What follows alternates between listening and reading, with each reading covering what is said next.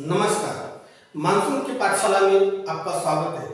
मैं वेद मानसून का इस किताब का लेखक या राइटर कैलाश सावंत आपको मानसून के लिए पेड़, पर्वत और जंगल इसका क्या रोल रहता है वो आपको इस वीडियो से माध्यम से बताऊंगा।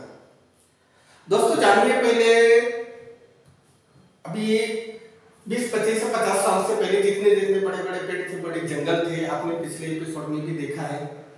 उस वजह से मानसून अपने इसी टप्पे टप्पे में केरल, कर्नाटक, महाराष्ट्र, उत्तर प्रदेश, मध्य प्रदेश, उत्तर प्रदेश ऐसा आता था। लेकिन आज हाल ही में यानी जून महीने में, जुलाई महीने में, ये दोनों महीने में कैसे बारिश हुई ये आपने देखी। पूरा मई महीने के 15-10 दिन वो भी सूखे गए। मई महीने का, जून महीने का पूरा एक महीना सूखा गया। अभी जुलाई महीने में बारिश आ गई। अभी जुलाई महीने में बारिश आई तो पूरे ऐसे इतने आधे भारत के हिस्से में आ गई है। केरल, कर्नाटक, महाराष्ट्र, तेलंगाना, ओडिशा, बंगाल, बिहार के कुछ हिस्सों इधर से तो जून महीने में चालू था और अभी गुजरात में आए। अभी ये देख लो आप कि इन सभी लोगों के जो खेती करते हैं, जो किसानी करती है, ये लोगों का एक साथ बुआई होगी। एक साथ बुआई होगी होने से अभी ये इसका जो कटाई है एक साथ होगी और कटाई एक साथ होने से पूरा जो अनाज है, जो भाजी है, तरकारी है, जो भी कुछ है वो एक साथ मार्केट में आएगा। इसी से आप अंदाजा लगा सकते हैं कि मानसून का एक साथ आना अपने किसानों के लिए कितना घातक है और किसानों को कितना डुबोता है, ये आप इसी महीने में देख सकते हैं और इसके बाद जो भी होगा वो भी देख सकते हैं। लेकिन कैसा है मानसून, तो अपने क्रमवार से आना चाहिए, यानी पहला, दूसरा, तीसरा, चौथा, पांचवा, ऐसे जो सीरियल टप्पा रहता है उस हिसाब से बारिश आया तो सभी जगह अनाज और जो भाजी तरकारी जो भी कुछ है वो तो अलग अलग टप्पे पे आ जाएगा। क्योंकि अपना भारत का मानसून ऐसा है, इधर वालवंट है, इधर हिमालय पर्वत है और इधर का समशीतोष्ण हवामान है, इधर का समशीतोष्ण हवामान है। जब इधर ठंड रहती तो इधर गर्मी रहती है और ऐसा जो इधर गर्मी रहती है तो इधर के बाजू में ठंडी रहती है। ऐसा इस वातावरण के हिसाब से अपना पीक पानी आ जाता है। लेकिन क्या होता है दोस्तों कि एक साथ सब मानसून आता है, एक साथ आता है तो एक साथ आने से किसानों का बहुत बड़ा नुकसान हो जाता है। इसके लिए अभी रोल क्या है, अब ये देखिए कि पेड़, पर्वत और जंगल इसका इस मानसून के लिए रोल कैसा है देख लीजिए। अभी आप देखिए, पेड़ जितना घना जंगल उतना वो जंगल का हवामान, जंगल का टेम्परेचर वो समशीतोष्ण रहता है। यानी समझो 25 डिग्री है तो 25 डिग्री कमाल भी रहेगा। कमाल कीमान जो है वो 1-2% के ऊपर नीचे होगा और बारिश के लिए वही टेम्परेचर बनता है। समझो अभी कीमान टेम्परेचर 25 है तो कमाल टेम्परेचर वो ज्यादा से ज्यादा 1-2% या 2-4% से कम नीचे होता है और उसी समय बारिश होती है। अगर टेम्परेचर ज्यादा हो गया, समझो 32% यानी 32 डिग्री सेल्सियस कमाल का तापमान है और न्यूनतम तापमान 25 का है, तो इसका जो अंतर है 6 या 7 डिग्री सेल्सियस का, उस जगह में ज्यादा से ज्यादा बारिश होती नहीं है। तो पेड़ क्या करते हैं, जो धूप आती है, जो हवा आती है, उस हवा को डाइल्यूट करती है। उसके लिए बड़े बड़े पेड़ होते हैं। आप समझेंगे छोटे छोटे पेड़ लगाए उससे बारिश होती है, हो नहीं सकता है। इसके लिए घना जंगल या ज्यादा पेड़, ज्यादा से ज्यादा बड़े पेड़ होना चाहिए। जितने ज्यादा पेड़ बड़े होंगे उतना उसका टेम्परेचर से रहेगा। अभी जैसा कि पेड़ कार्बन डाइऑक्साइड लेता है और H2O छोड़ देता है, यानी जो अपना कार्बन डाइऑक्साइड छोड़ देता है और H2O छोड़ देता है, का मतलब होता है उसका बाष्पीभवन हो जाता है। उस बाष्पीभवन से वजह से जो आने वाली मानसून की हवा है उसको वो साथ देती है।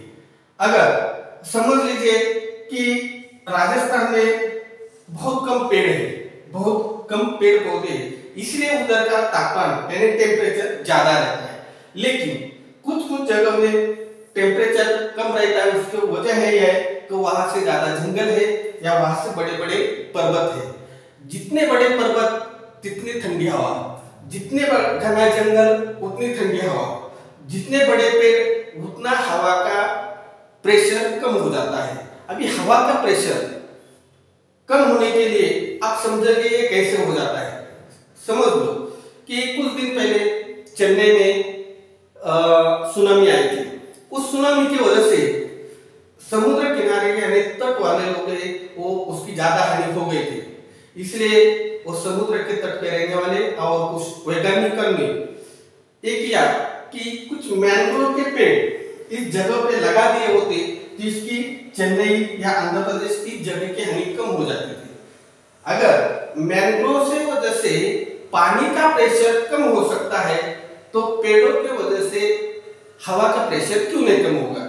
ये आपके समझ के ज्यादा से ज्यादा बाहर होने के कारण आप लोगों ने या आपके कुछ पिछली पीढ़ी को सफाया किया है। लेकिन अभी आपका एक ही काम रहना चाहिए, जितने ज्यादा जंगल उतना ज्यादा पाउस, उतना घना पाउस, उतनी बड़ी उसकी टेम्परेचर और उसका जो रहता है मानसून वो अच्छा रहेगा।